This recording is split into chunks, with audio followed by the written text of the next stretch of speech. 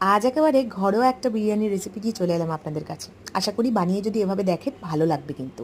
সবার বিরিয়ানি বানানোর টেকনিক একরকম হয় না, আমাদের বাড়িতে এভাবে হয়। তাই এই রেসিপিটা নিয়েই এলাম। মাংসটাকে প্রথমে সমস্ত রকম জিনিস দিয়ে ম্যারিনেট করে নিতে হবে, জিরে গুঁড়ো, ধনে গুঁড়ো, গোলমরিচের গুঁড়ো, টক দই, আদা রসুন বাটা সব কিছু দিয়ে। বেরেস্তা বানিয়ে নেব। মাংসটাকে 70% কুক করে হাঁড়ির একদম নিচের লেয়ারে মাংস ঝোল সমেত দিয়ে আলুটা দিয়ে বেরেস্তাটাও দিয়ে দিতে হবে, বিরিয়ানি মশলা দিয়ে গুঁড়ো দুধ খোয়া ক্ষীর দিয়ে একদম 70% কুক হওয়া রাইসটা দিয়ে দেবো।